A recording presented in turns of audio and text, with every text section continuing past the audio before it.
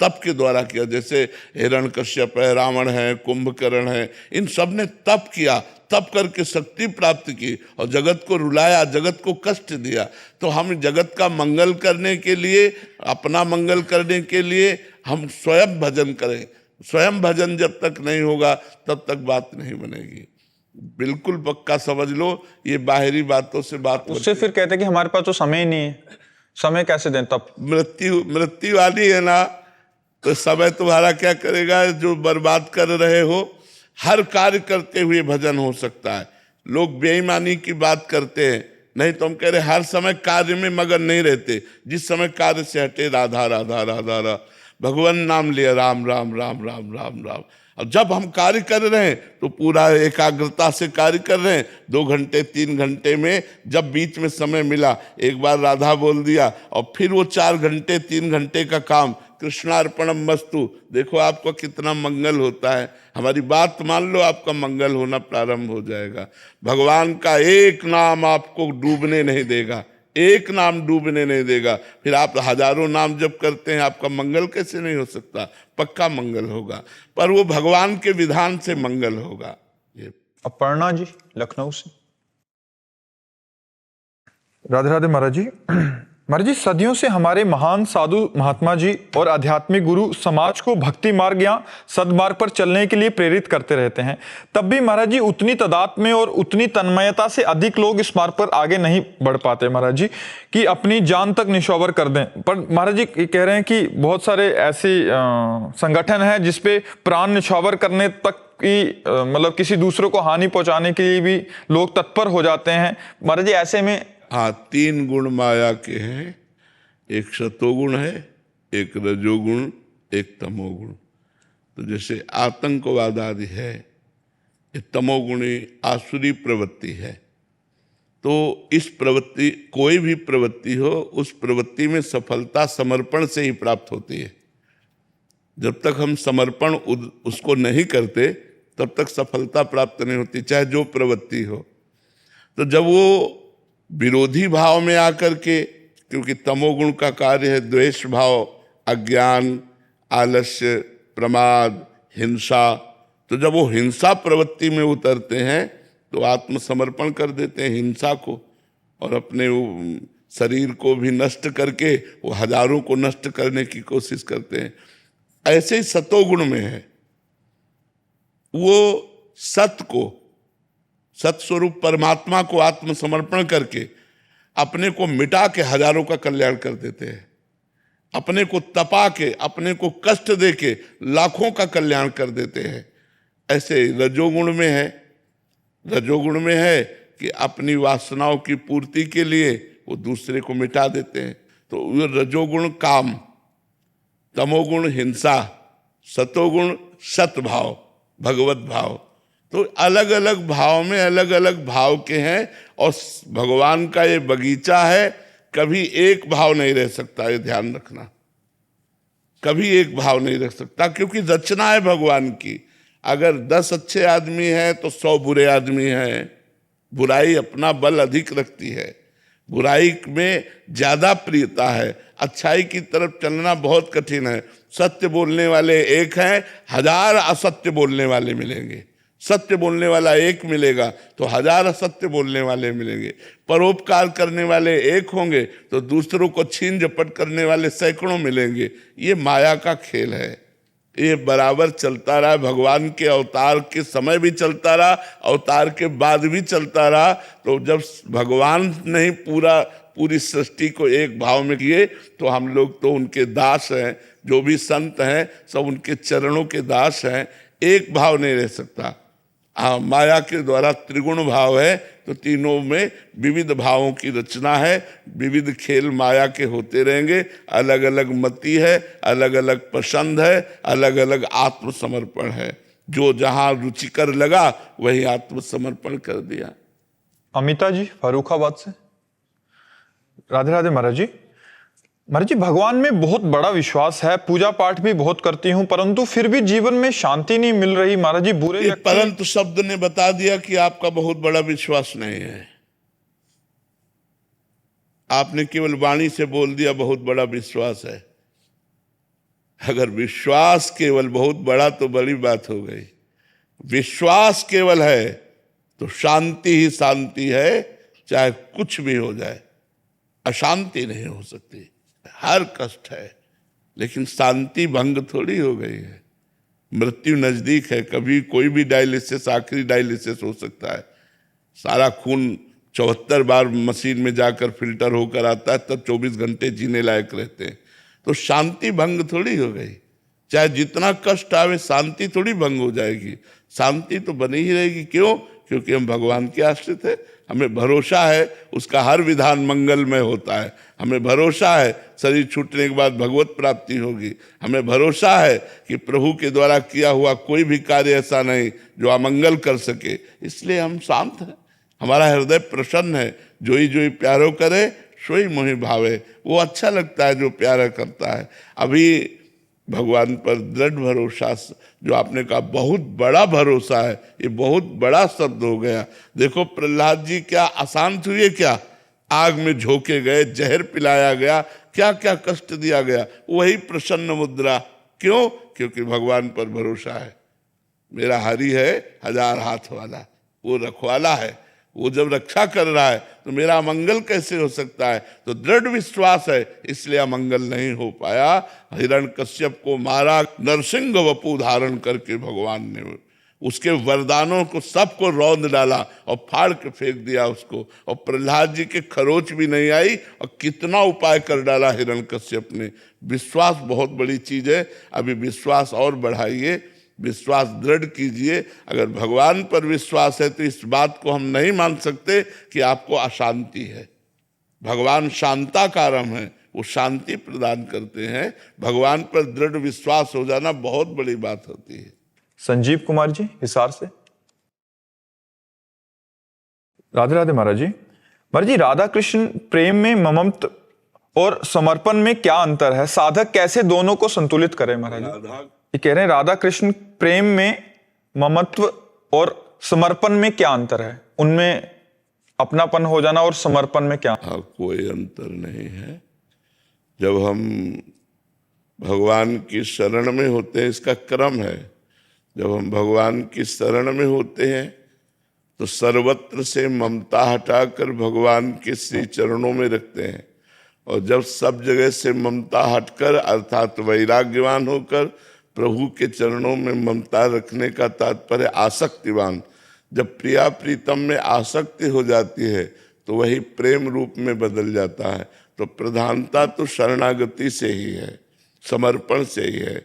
क्योंकि प्रेम लक्षणा भक्ति नवधा भक्ति के बाद प्रकट होती है। तो नवधा भक्ति जो है श्रवणम, कीर्तनम, स्मरणम, विष्णुपाद सेवनम, अर्चनम, वंदनम, दास्यम, सख्य और आत्मसमर्पणम। आत्मसमर्पणम के बाद ही प्रेम लक्षणा भक्ति का प्रादुर्भाव होता है।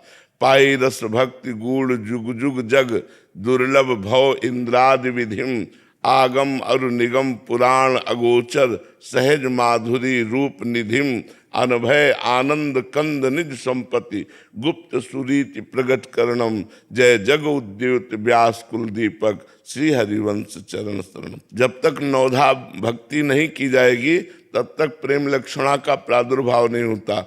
8 भक्ति से 9वीं भक्ति आत्मसमर्पण होती है, और आत्मसमर्पण से प्रेम रस की प्राप्ति होती है। जो प्रेम रस ब्रह्मा और इंद्र के लिए भी दुर्लभ है, वो आचार्य हरिवंश महाप्रभु की कृपा से जीव के हृदय में प्रादुर्भाव हो जाता है जब वो नवधा भक्ति करता है आचार्य गुरु की शरण में होकर के। एक ही बात है, शरणागति से ही पूर्ण ममत्व, प्रिया प्रीतम में पूर्ण ममत्व का स्वरूप पूर्ण आसक्ति और प्रेम, वही आसक्ति वही प्रेम हो जाता है। करण जी कोलकाता से। श्री हरिवंश गुरुदेव। श्री हरिवंश महाराज जी। महाराज जी, आपने एक एकांतिक सत्संग में बताया था कि जैसा बनना चाहते हो वैसे सोचो, जैसा सोचोगे वैसा बन जाओगे। महाराज जी कृपया इस पर थोड़ा सा समझाने का।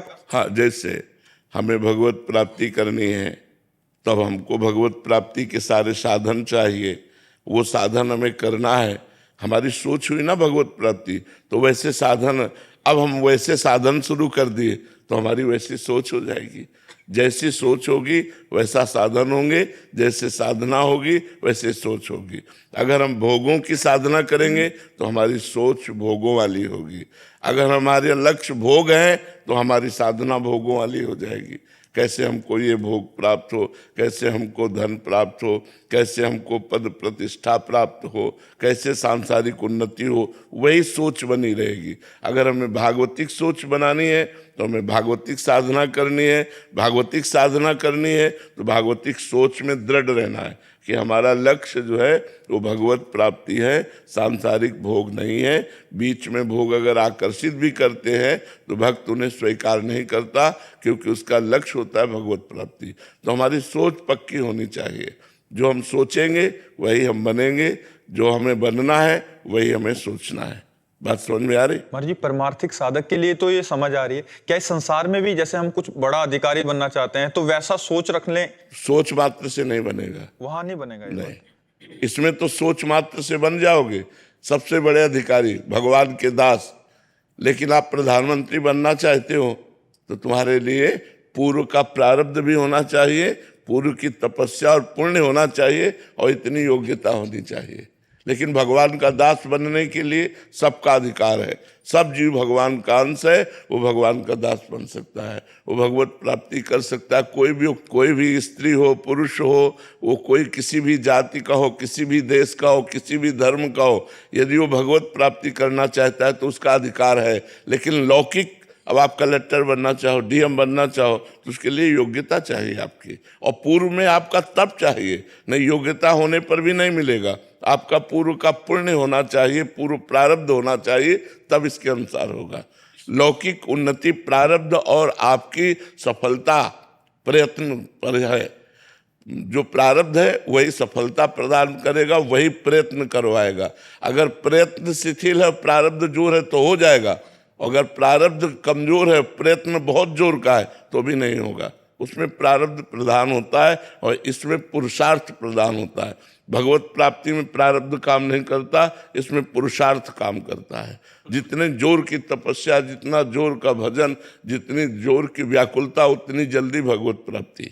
तो गुरुदेव भगवान, अभी जितने भी प्रयास होते हैं वो अधिकतर मतलब जो सोच रहती है वो सांसारिक वस्तुओं को भी पाने की रहती है। तो क्या प्रयत्न करें जिससे भगवतिक वस्तुओं में नाम जप, यही नाम जप अधिक बढ़ाते चले जाओ। इस संसार से वैराग्य और स्वरूप का बोध और भगवान के चरणों में प्रेम, ये तीनों, मतलब संसार से वैराग्य, स्वरूप का ज्ञान और भगवान से प्रेम। वैराग्य, ज्ञान और प्रेम प्रतिक्षण बढ़ता जाता है जितना अधिक नाम जप करते हो आप। सुशीला देवी जी बिहार से। राधे राधे महाराज जी। महाराज जी, आपने एकांतिक वार्तालाप और सत्संग का निचोड़ दिया है कि भगवान के जो भी आपको नाम पसंद है उसका जाप करो। महाराज जी, मैं पूछना चाहती हूँ कि क्या महत अपराधों का भी सर्वनाश नाम जप कर देता है? कुछ ऐसे अपराध हैं जिनका प्रायश्चित करना पड़ता है। जैसे किसी संत का आपके द्वारा द्रोह हो गया है तो आपको उसी संत से क्षमा याचना करनी पड़ेगी, नहीं चाहे जितना जप कर लो।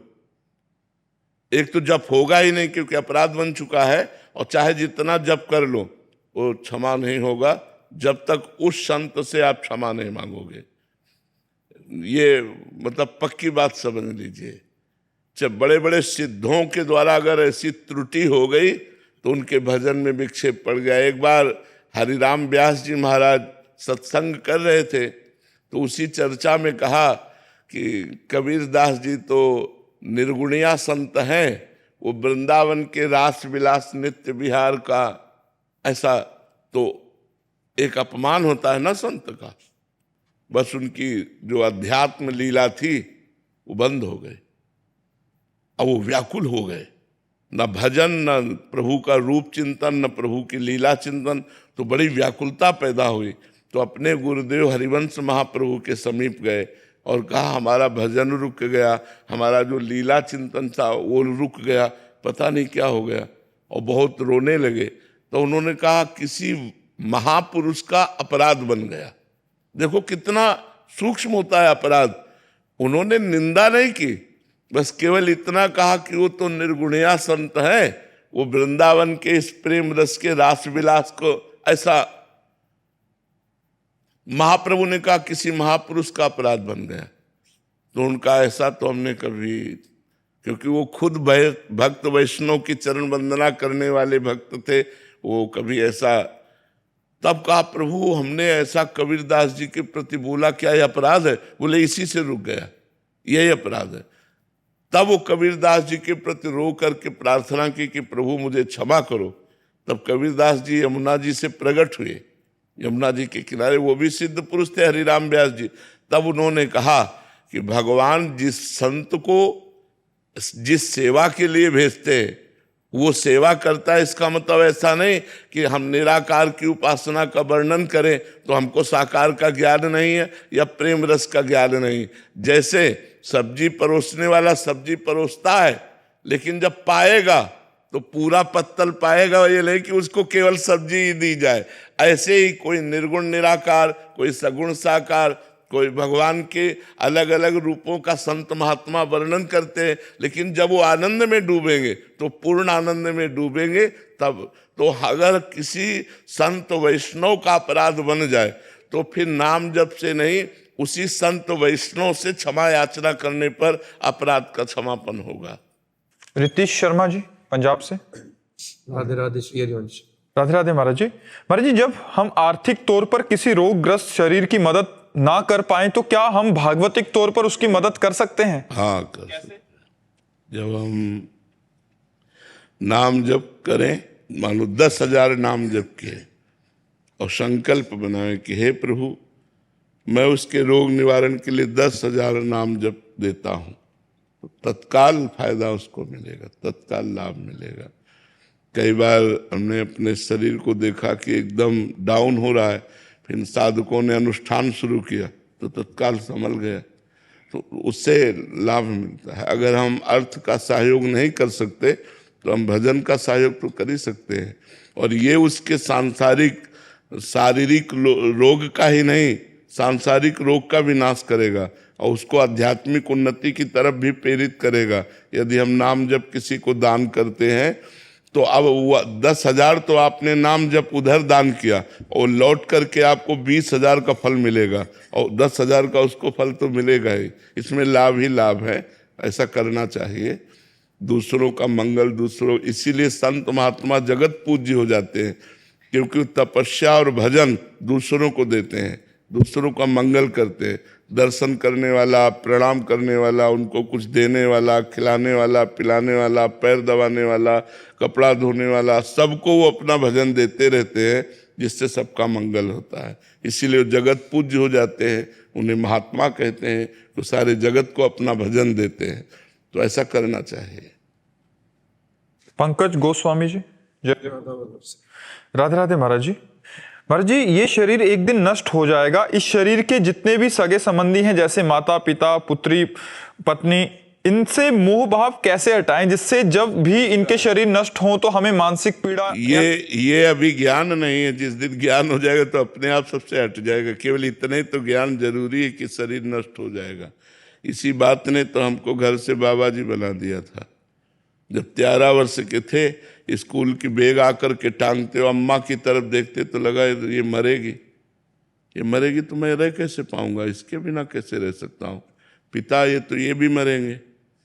जो भी परिवार के सदस्य जब देखते तो लगता है मरेंगे, फिर हमारा है कौन, हमारा कौन ऐसा प्यारा है जिससे हम प्यार करें और सदा हमारे पास रह सके। तो निर्णय निकला श्री भगवान।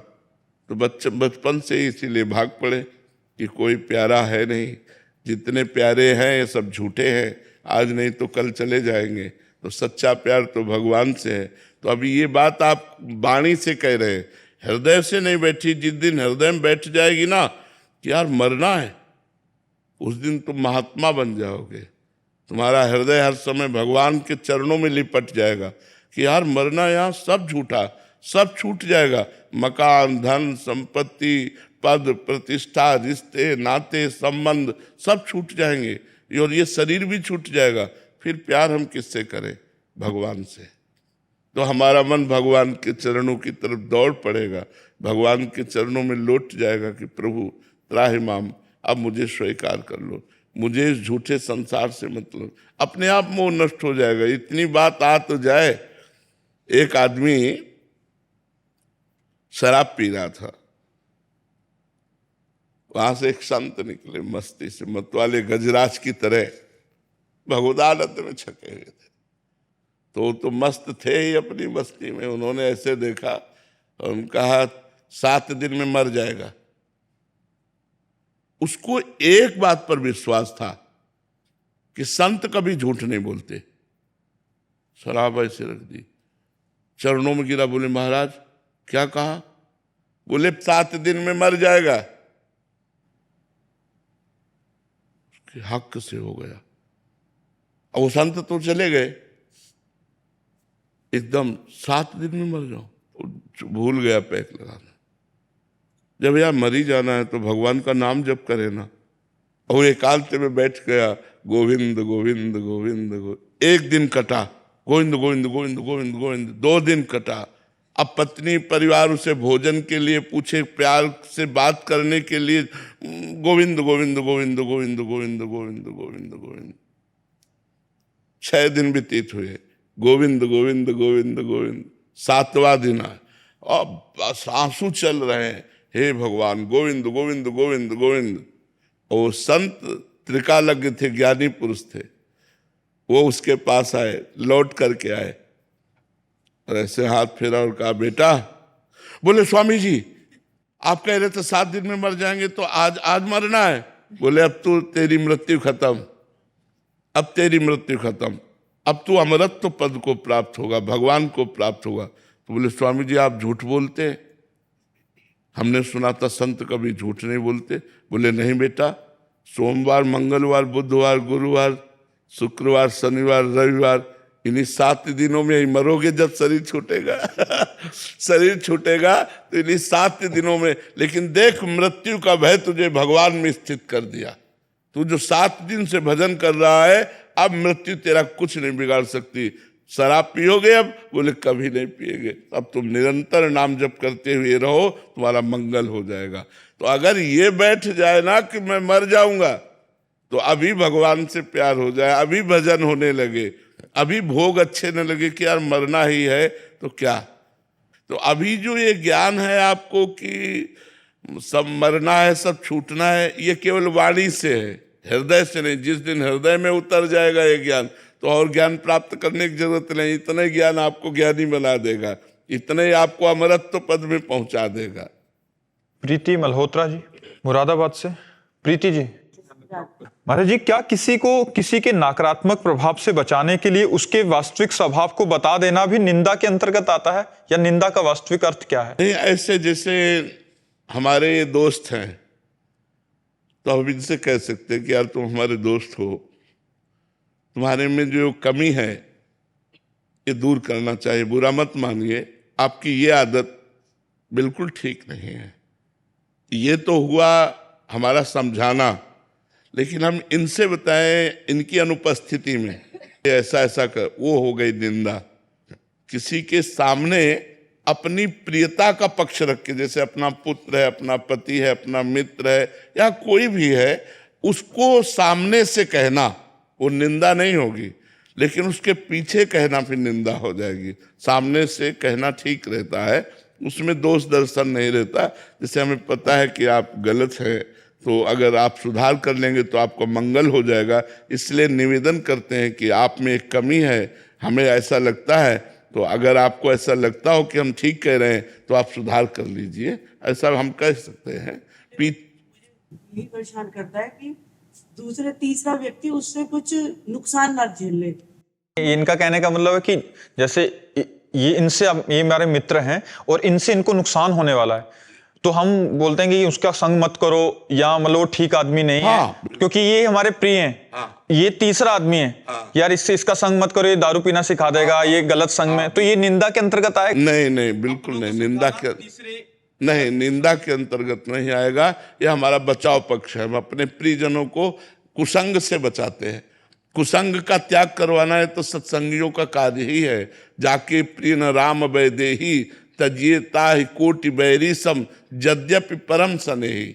वो चाहे जितना प्रिय हो, यदि वो गलत आचरण वाला है तो हमको उससे बचना चाहिए। हम तो दीक्षा में चौथा पॉइंट तो यही रखते हैं कि जो नास्तिक है, भगवत विमुख है, पापाचरण करते हैं, गंदे बात को प्रधानता देते हैं, ऐसे लोगों से दूरी बना के रखी जाए, तभी हमारी बुद्धि परमार्थ में चल पाएगी। ये निंदा नहीं होती। और महाराज जी अगर उसको बचाने का पक्ष नहीं है इनको, बट अंदर वेग आ रहा है कि उसने मेरे साथ ठीक नहीं किया, वो निंदा हो जाएगी, वो निंदा हो जाएगी। जो रस लेकर के दूसरे के दोषों का वर्णन किया जाता है और निंदा होता है, और जो दुखी होकर के अपने को प्रियजनों को बचाने के लिए बात की जाती है वो निंदा नहीं होता, वो दोषों से बचाने के, कुसंग से बचाने की बात होती है। और महाराज जी जैसे आपने बोला कि दूसरे को समझाने के लिए कि तुम ऐसा मत करो, ये तुम्हारे लिए ठीक नहीं है, अगर सामने वाला ही उसके सामने बोल दो और हमें पता है कि वो आदमी बुरा मान जाएगा और हमारी हानि कर सकता है, नहीं तो वैसे बोलना भी चुप हो जाना है। हाँ, नहीं बोलना चाहिए, फिर नहीं बोलना चाहिए। शिक्षा भी उसी को दी जाती है जो हमारी बात का आदर करे। अगर वो अनादर करता है तो हम शिक्षा भी नहीं देंगे। एक बार हम देख लेंगे कि इसका स्वभाव ऐसा नहीं, फिर हम उससे बात नहीं करेंगे और हम खुद उससे दूरी बना लेंगे कि अब आपको भुगतना है, भोगो आप अपना, हम अपने धीरे से दूरी बना लेंगे। अरिहंत जी। राधे राधे। राधे राधे महाराज जी। महाराज जी जन कल्याण का भाव मन में बार बार उठता है, तो महाराज जी इसके लायक कैसे बने? और साथ साथ बड़े बड़े विचार आते हैं मन में, क्या मैं ठीक गलत है, गलत है। लोगों को लगेगा कि जन कल्याण की बात ये गलत कहते हैं। सब भगवान के स्वरूप है, जान लो, तभी जन कल्याण होता है। जो जन कल्याण अपना कल्याण किया नहीं और जन कल्याण में लग जाते हैं, उनमें व्यभिचार दोष आ जाता है, दूसरे के धन हड़पने के दोष आ जाते हैं, बड़ा अहंकार मान प्रतिष्ठा आ जाती है। ये दोष नहीं, पहले अपना कल्याण करो, अपना कल्याण करो। जब पुष्प में पराग आ जाता है तो भंवरों को लाभ अपने आप मिलने लगता है, और खाली पुष्प कागज का बना करके बनावटी पुष्प से भंवरों की तृप्ति नहीं होती। तो समाज का कल्याण तभी होता है जब पहले हम अपना कल्याण कर लें। काम विजयी, क्रोध विजयी, लोभ विजयी, मोह विजयी, अहंकार विजयी, भगवान में तन्मय। अब जो बोलोगे सो तुम्हारा मंगल करने वाली वाणी जन कल्याण करेगी। तो जन कल्याण के लिए पहले अपना कल्याण करो, पहले अपने कल्याण के चक्कर में पड़ना चाहिए। स्वयं माया मुक्त हो तब तो दूसरों को माया मुक्त कर सकते हो। जब स्वयं माया में बंधे हो तो दूसरों को माया मुक्त कैसे कर सकते हो? समझ पा रहे हो? पहले अपने कल्याण की सोचो। आपका कल्याण हो गया तो सब भगवत स्वरूप है, सबका मंगल हो जाएगा। वास्तव में कल्याण शब्द का शब्दार्थ क्या है महाराज जी? समस्त विकारों से मुक्त होना, जितने दोष है इन दोषों से मुक्त होना, आवागमन रूपी महान दोष से भी मुक्त हो जाना। पुनरपि जननम पुनरपि मरणम पुनरपि जननी जठरे शयनम, इस दोष से भी मुक्त हो जाना परम कल्याण है। तो जब तक हमारे अंदर भगवत प्राप्ति नहीं है और हमारे अंदर निर्दोषता नहीं है, हमारे अंदर साधुता नहीं है, तो हमारे प्रवचनों का कोई प्रभाव नहीं पड़ेगा। कल्याण तभी हो सकता है जब स्वयं का कल्याण कर चुका है, स्वयं भजन में डूबा हुआ है, स्वयं सत्य मार्ग में चल रहा है, तब उसकी वाणी का प्रभाव पड़ता है। ऐसे प्रभाव नहीं पड़ता। दूर दूर तक उसकी वाणी लोगों के दोषों का अपहरण करके मंगल कर देगी। जन कल्याण तभी होता पहले अपना कल्याण कर ले, पहले अपना मंगल कर ले, पहले अपने को एक विजयी पद पर बैठा ले, तब दूसरों का मंगल कर सकता है। नहीं तो भ्रष्ट होने में देर नहीं लगती। जहाँ कोई प्रचार के लिए निकला ना तो माया भेज देती है अपने पार्षदों को और वो सब भ्रष्ट हो जाता है। कोई प्रचार विचार नहीं होता, कोई मंगल नहीं होता। या तो अवतारी पुरुष से प्रचार होता है या सिद्ध पुरुष से प्रचार होता है। ऐसे जन कल्याण नहीं होता। और अगर संत की वाणी तुम्हारे कान में पड़ी तो भूत की तरह तुम्हारे अंदर लग जाएगी और तुम्हें सुधार के छोड़ेगी, पक्का सुधार के छोड़ेगी। संत वाणी का चमत्कार ऐसा होता है कि लाखों लोगों का परिवर्तन होके रहेगा। ऐसे नहीं हो सकता कि वो व्यर्थ में प्रवचन चला जाए। जब तक स्वयं में परिवर्तन नहीं तब तक नहीं। तो जन कल्याण तभी कर सकते हो जब स्वयं आप अपना कल्याण कर लें, पहले अपना मंगल कर लें, तब तो कर सकते हैं दूसरों का मंगल। पुनीता जी। राधे राधे महाराज जी। गुरुदेव भगवान, मेरे से कोई अपराध बन गया है, पता नहीं क्या हो गया है कि भक्ति बढ़ी नहीं रही आगे। जो पहले रोमांच होता था कथा सुन के, आजकल वो बिल्कुल महाराज जी अपराध क्षमा कैसे हो महाराज जी? यदि जानकारी में अपराध है तो आप प्रार्थना कीजिए जिस संत से, जिस वैष्णव से, जहाँ अपराध बना हो। यदि जानकारी में नहीं है तो भगवान से प्रार्थना कीजिए। और दूसरी बात एक आपको बता दें, प्रारंभिक भक्ति में भगवान की कृपा से आनंद आता है, और जब हम आगे भक्ति में चलते हैं तो हमको अधिक भजन करना पड़ेगा, तब आनंद की अनुभूति होगी। जैसे इत्र की दुकान में आप सीधे जाइए तो आपको खुशबू लगेगी, लेकिन वहीं बैठ जाइए 4 घंटा, 4 घंटे में आपकी नासिका और वहाँ की जितने इत्र हैं वो सम अवस्था को आ जाएंगे और आपको खुशबू लगना बंद हो जाएगी। जब कोई हाई क्वालिटी की खुशबू खुलेगी तब आपको लगेगी, नहीं तो नहीं लगेगी। ऐसे ही प्रारंभिक भजन में आनंद का अनुभव होता है। अब आपका उससे बढ़कर के लेवल भजन का होना चाहिए, तब जाके आनंद का अनुभव होगा, नहीं तो उतने के लिए मन राजी हो गया। हाई डोज में ही वो पुलकायमान और रोमांच और अश्व छोटी मोटी उसमें नहीं होगा। तो उस ये भी देखना है कि एक तो बात देखनी कि अपराध के कारण कहीं ऐसा तो नहीं, और दूसरी बात ये देख ली है कि कहीं हमारी डोज अधिक की मांग तो नहीं हो गई है। अगर अपराध नहीं है तो हमें और भजन बढ़ाना चाहिए। ये दोनों बातों को आप देख लीजिए। देखो, भक्ति का जो मार्ग है वो अहंकार रहित मार्ग है, इसलिए हम इतनी ऊंचाई पर चढ़ गए ऐसा कभी अनुभव नहीं होता। इतनी हमारी लेवल ऊंची हो गई ऐसा कभी अनुभव नहीं होता। मतलब जैसे एक बढ़िया लिफ्ट हो तो चलने में तो लगा एकदम, लेकिन जब बीच के फ्लोरों को क्रॉस कर रही होती है, अगर नंबर ना लिखे हो तो अपने को पता नहीं चलेगा, पता चलेगा कि चल रही कि नहीं चल रही, और पता चला कि हम उस फ्लोर में पहुंच चुके हैं जिसमें हमें निकलना है। ऐसे भक्ति का मार्ग है, लिफ्ट जैसा मार्ग है कि चलने में तो लगता है रोमांच और आनंद एकदम, और जब चल पड़े तब ऐसा एकदम शून्य, एकदम मन खिन्न, कुछ अच्छा नहीं लग रहा। रात दिन भजन हो रहा, फिर भी भजन की पूर्ति हमारा बढ़ता चला जा रहा है। जो हमारी आंतरिक आध्यात्मिक उन्नति होती चली जा रही, और वो गिड़गिड़ा रहा है, वो रो रहा है कि हमसे भजन नहीं बन रहा, हमसे। वो अहंकार रहित होकर, दैन्य होकर वो भगवान के द्वार तक पहुंच जाता है, उसे पता ही नहीं चलता है। तो ये भी बात समझ लो, जरूरी नहीं कि रोमांच होना, आंसू आना ही भक्ति का लक्षण है। नहीं, भक्ति का एक और विशेष लक्षण है, जैसे कोई दिल को मसला करे, ऐसी एक मीठी मीठी पीड़ा और भगवान का स्मरण, बार बार भगवान की स्मृति में डूब रहा है। अब अंदर की पीड़ा को कौन जाने, केवल भगवान ही जानते हैं ना। मीरा जी कहती मेरा हृदय जानता है, बाहर से कुछ नहीं, न एक बूंद आंसू, न एक रोमांच, बाहर से कोई लक्षण नहीं।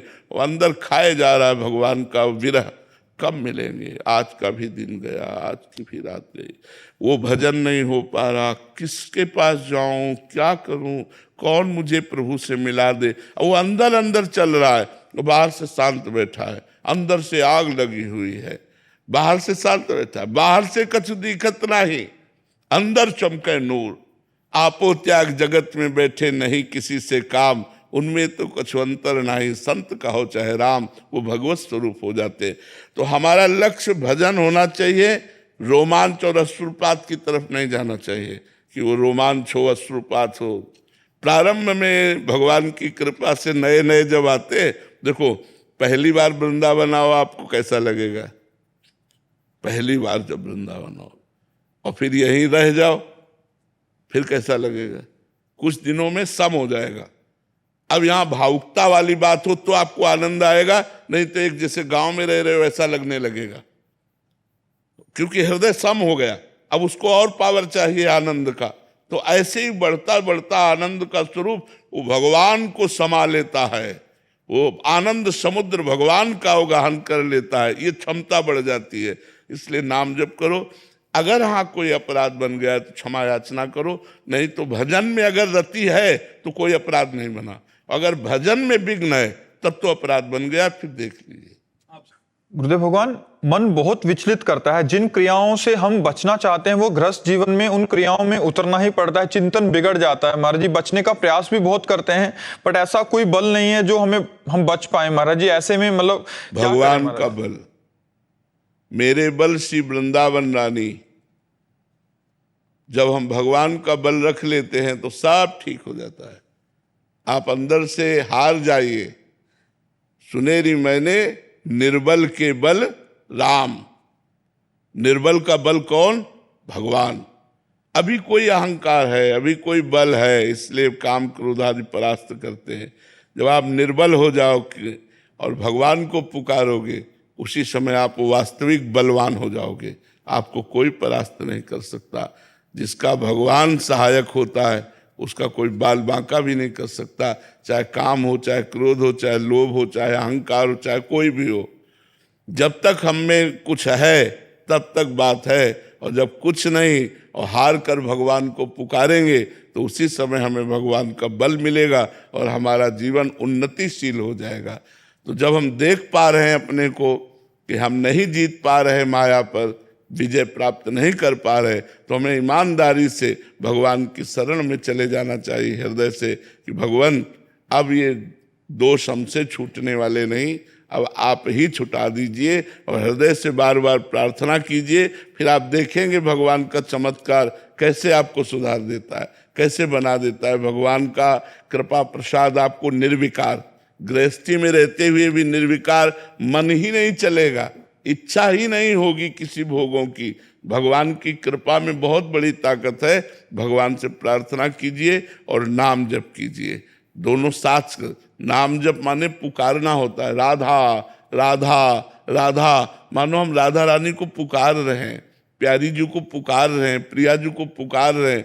तो जिसका नाम पुकारा जाता है वो जरूर हमारी तरफ देखता है, और जिस दिन वो हमारी तरफ देख ले हम निहाल हो जाएंगे। इसलिए हमें नाम जप करना चाहिए और प्रार्थना करनी चाहिए। श्री हरिवंश महाराज जी, महाराज जी, श्री जी की कृपा से हम दोनों पति पत्नी भगवत मार्ग के पथिक हैं, फिर भी महाराज जी मन बार बार संसार के मोह में भागता है। हम एक और उनकी ओर जुड़ना चाहते हैं और दूसरी ओर संसार छूटता नहीं है। महाराज जी, ऐसे में कैसे दोनों का समावेश? एक बार भगवत ऋषिक जी महाराज बड़े सिद्ध संत हुए, अपने गुरुदेव से जाके कहा कि प्रभु ये काम सताता है, ये कब नष्ट होगा?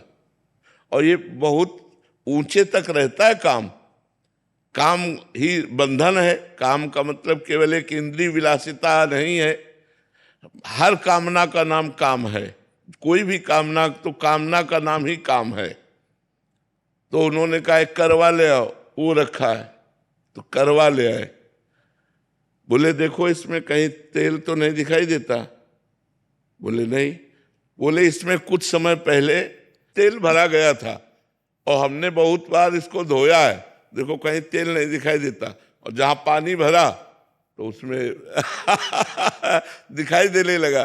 फिर उस करवा को उठाया और रोटी जहां बनी थी उस आग में रख दिया, और थोड़ी देर के बाद निकाला, फिर पानी भरा, फिर तेल नहीं आया।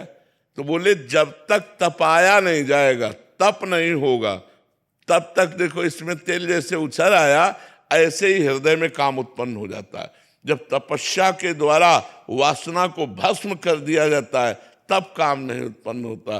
तो नाम जप करो, थोड़ा भोजन करो, भगवान के चरित्र सुनो, सत्संग सुनो, और दूरी बना के रखो संसार से। तो धीरे धीरे धीरे धीरे मन वो वैराग्यवान होकर, जो जलन होती भजन करने से, वही तप है, उसे सह जाओ चुपचाप। उसको सह गए तो सब विकार नष्ट हो जाएंगे। पर ये आज नहीं नष्ट हो जाएंगे, समय लगेगा, लंबा समय लगेगा। ऐसा सोचो साल 2 साल माला घुमा लिया तो हम काम विजयी हम काम विजयी हो जाएंगे। तो भगवान की धीरे धीरे जब कृपा होती है तब इनका समन होता है। नहीं ये छोटे मोटे शत्रु नहीं है कि साल 2 साल माला घुमाई बोले काम विजयी हो गए, क्रोध विजयी हो गए। बहुत एक कठिन विषय है, बहुत कठिन विषय है। राधे राधे महाराज जी। महाराज जी, आप अपने सत्संग में कहते हैं कि झूठ बोलने वाला व्यक्ति कभी सुख ही नहीं रह सकता, लेकिन मैं जिंदगी में हमेशा सच के रास्ते पर चली हूं, हमेशा ईमानदारी से नौकरी की, फिर भी मेरे ऑफिस में कर्मचारियों द्वारा मुझे तिरस्कार या झूठे आरोप लगाए जाते हैं। इससे क्या फर्क पड़ता है? हम दुखी क्यों हो जाएं? हम दुखी क्यों हो? अगर कोई हमारा अपमान करता है तो हमें ये देखना है कि इसमें हमारी गलती तो नहीं है। यदि हमारी गलती नहीं है तो हम उसे स्वीकार नहीं करते, मुस्कुरा के चल देते। तो सत्यवान कभी ये दिखाई देता है कि उसके सामने समस्याएं रहती है, पर वो वास्तविक समस्याओं को चीरते हुए आगे निकल जाएगा। और झूठ थोड़ी देर अच्छा लगता है कि समस्या का समाधान हो गया, लेकिन झूठ का परिणाम जब निकलेगा तब वो बहुत गलत निकलेगा। सत्य के परिणाम में बहुत सुख है, लेकिन चलने में समस्या है। झूठ के परिणाम में बड़ा दुख है, लेकिन चलने में सुविधा है। आप हमारी बात को समझिए, झूठ को कितना सजा करके रख सकते हो आप, लेकिन उसका परिणाम दुखद होगा। सत्य को आप सजा नहीं सकते, सत्य को वो सीधा बात होती है जी, ऐसे से ऐसा ऐसा सत्य जो बोला, तो सत्यवान के पीछे ज्यादा लोग नहीं चलते, झूठ के पीछे बहुत लोग रहते हैं, झूठ का आश्रय बहुत लोग लिए हुए हैं। और इसीलिए गोस्वामी तुलसीदास जी ने लिखा कि कलिकाल में इसकी बाहुल्यता होगी। झूठा ही लेना, झूठा ही देना, झूठा ही भोजन, झूठ चबेला, गोस्वामी जी ने लिखा है। और झूठ की मान्यता होगी, सत्य चलने वाले को लोग उपहास करेंगे, उसका त्याग कर देंगे, और झूठ वाले को लोग अपनाएंगे। कलयुग का प्रभाव है, लेकिन हमें लगता है सत्य विजयी होता है। अगर आप सत्य से चलोगे तो भगवान आपका साथ देंगे, आपको आनंद प्रदान करेंगे। भगवान जिसे आनंद प्रदान करते हैं उसे संसार दुखी नहीं कर सकता, और जिसे भगवान परिणाम में दुख देते हैं उसे संसार सुखी भी नहीं कर सकता। इसलिए धर्म से चलो, सत्य से चलो। सजन जी हरियाणा से।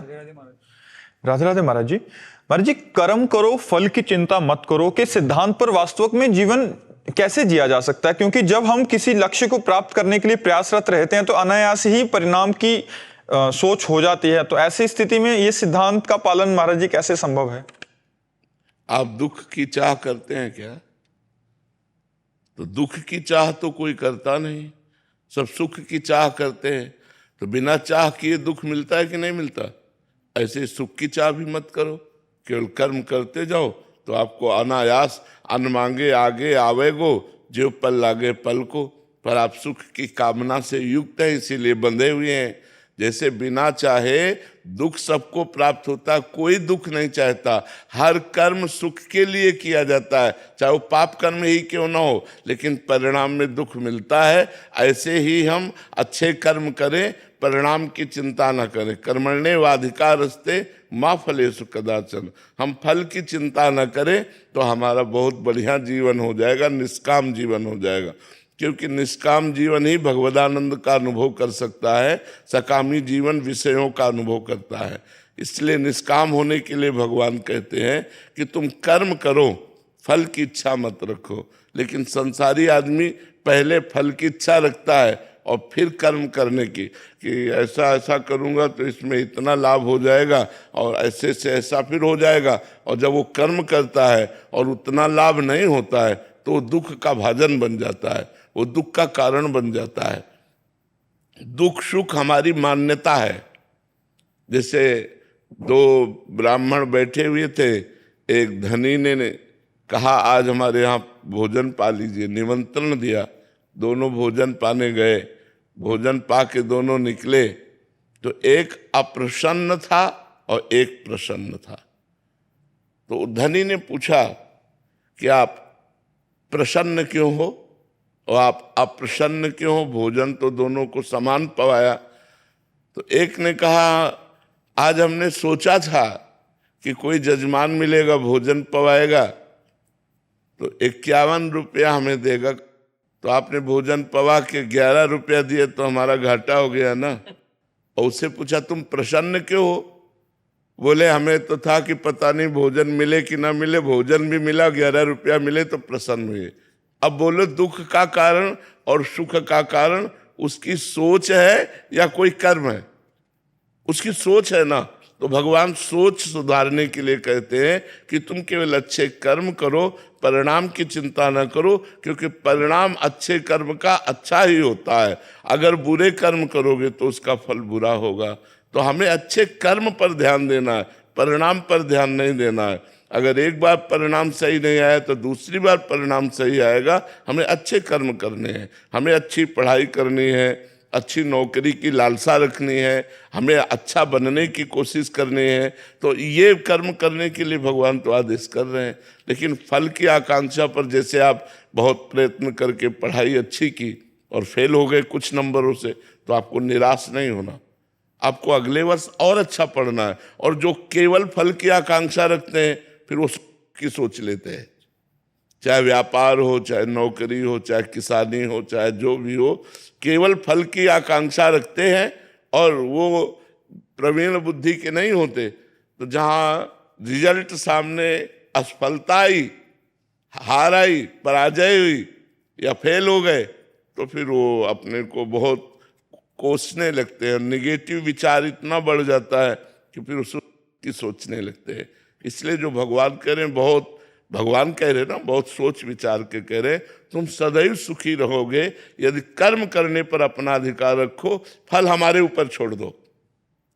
फल के लिए कहा सुख दुखे समय कृत्वा लाभा लाभो जया जयो, सुख दुख में समान भाव रखो, लाभ हानि में समान भाव रखो, जय पराजय में समान भाव रखो, और कर्म केवल करो तो तुम बहुत प्रवीण योद्धा हो जाओगे, तुम्हें माया परास्त नहीं कर पाएगी। और जब हम केवल सुख की आकांक्षा रखकर कर्म करते हैं और हमें वो नहीं मिलता, तो अब निराश हो जाते हैं, उदास हो जाते हैं, हताश हो जाते हैं। और हमें कर्म करना ही पड़ेगा, हमें संघर्ष करना ही पड़ेगा। मनुष्य जीवन मिला है तो हम उत्साहपूर्वक हारने पर फिर प्रयास करके जीत जाए, ये भगवान कला सिखाते हैं। अगर हम हार भी गए तो हमें उत्साहीन नहीं होना, हमें पुनः कर्तव्य का अनुष्ठान करना है और हमें विजय प्राप्त करनी है। एक बार की हार हमें एक अनुभव देती है कि हम हारे कहाँ से, कौन सी त्रुटि हुई, और हमें विवेक पूर्वक उस त्रुटि को सुधार करके हमें सफलता प्राप्त करनी चाहिए। इसलिए भगवान ऐसा कह रहे हैं। डॉक्टर विवेकानंदा मुखर्जी। राधे राधे राधे महाराज जी। महाराज जी, दुख को शक्ति में बदलने के लिए क्या उपाय है महाराज जी? कह रहे हैं कि इनकी एक बेटी थी, वो मतलब प्रभु को प्यारी हो गई, बट अभी हम ये भक्ति मार्ग में लगना चाहते हैं ताकि एक भजन से इसको काट पाए अंदर के शौक को। यद्यपि हम मोह के कारण दुखी होते हैं, लेकिन इस लोक का नाम है मृत्यु लोक। जैसे कसाईवाड़े में जो बंद पशु हैं उनको भी चारा दिया जाता है, तो उनको भूखा नहीं रखा जाता, हरा चारा, बढ़िया चारा दिया जाता है, बढ़िया इंजेक्शन लगाया जाता है कि उनका शरीर स्वस्थ रहे। अब वो पशु समझ रहे हैं हमारी सेवा हो रही, सेवा नहीं हो रही, गड़ासे की तैयारी हो रही। ऐसे हम सबको सुविधाएं दी गई हैं, लेकिन हम काल के कसाईवाड़े में बंद हैं। कभी भी मार देगा, किसी को भी मार देगा, और वो बड़ा निर्दयी है, उसको कभी किसी पर दया नहीं आती कि इसके मरने के बाद इसका क्या होगा, कोई दया नहीं। वो अपना काम, और आज तक कोई काल को मार दिया ऐसा कह नहीं पाया। बोले कैसे मरे? बोले एक्सीडेंट से। कैसे मरे? बोले हार्ट फेल हो गया। कैसे मरे? बोले अमुक ने ऐसा ऐसा। कभी कोई ये नहीं कह सकता कि काल ने मार दिया। ऐसी चतुराई से तो हम सबको मरना है। अब ये है कि हम लोग बड़ी भूल में फंसे हुए हैं। अभी होश में हो जाओ तो कुछ अच्छाई कर सकते हो, अगर होश में नहीं हुए तो बहुत बुराई लेकर के जाओगे, फिर अन्य योनियों में भोगना पड़ेगा। जो हमें ये रोना आता है ना, वो केवल मोह के कारण रोना आता है। जैसे आपने अपनी बेटी मानी ना, तो केवल शरीर तक, इसके बाद अगर वो बेटी आ जाए बात करे ना आपसे, तो आपका मोह नष्ट हो जाएगा। एक बार भागवत की कथा है, राजा चित्रकेतु थे। ऐसा उसमें लिखा हुआ है कि उनके 1 करोड़ रानियां थी। जो ब्याह करते संतान ही नहीं होती तो 1 करोड़ रानियां थी। पहले बहुत वर्षों तक जिया भी जाता था, 10,000 वर्ष ऐसे भी, तो किसी के भी संतान नहीं थी। बहुत व्याकुल थे वो कि इतना बड़ा राज वैभव और इतनी रानियां और एक भी संतान नहीं। तो एक दिन देवर्षि नारद जी और अंगिरा जी उनको समझाने के लिए आए। तो उनका मुझे ज्ञान उपदेश नहीं, पुत्र चाहिए। पुत्र की प्राप्ति की कामना ने इतना व्यथित कर दिया था कि ऐसे सिद्ध महापुरुषों को उन्होंने कहा मुझे ज्ञान नहीं, भक्ति का उपदेश नहीं, मुझे पुत्र चाहिए। जब बहुत हठ किया तो सामर्थ्यशाली महात्मा थे, उन्होंने कहा जाओ पुत्र होगा पर हर्ष और शोक दोनों प्राप्त होंगे। वो आखिरी बात पर ध्यान नहीं दे पाए, पुत्र होगा इस पर ध्यान दिए, आखिरी बात पर ध्यान नहीं दिए कि हर्ष और शोक दोनों को प्राप्त हो गए। बड़ी रानी कृतद्युति उनका नाम था, वो गर्भवती हो गई। अब तो बड़ा आनंद, समय आने पर पुत्र हुआ, क्या कहना है, खूब मंगल गान बधाइयां, खूब धन संपत्ति लुटाई गई, बड़ा आनंद। अब तो राजा रोज कृतद्युति के महल में जाते। अन्य रानियों को जलन पैदा हो गई कि जब से ये संतान हुई कृतद्युति के, तब से महाराज हम लोगों की तरफ तो देखते भी नहीं, वहीं महल में पहुंच जाते हैं। धीरे धीरे विरोध करने वाला पक्ष जोरदार हो गया रानियों का, और कहा हम सबके बीच में कांटा यही लड़का ही तो है, अगर राजकुमार को जहर दे दिया जाए वो मर जाए तो महाराज फिर हम लोगों को प्यार करने लगेंगे। काल की प्रेरणा हुई और उन्होंने धायमा को अपने वश में किया और कहा कृतद्युति के महल में जाकर सोते हुए राजकुमार को ये जहर पिला दो।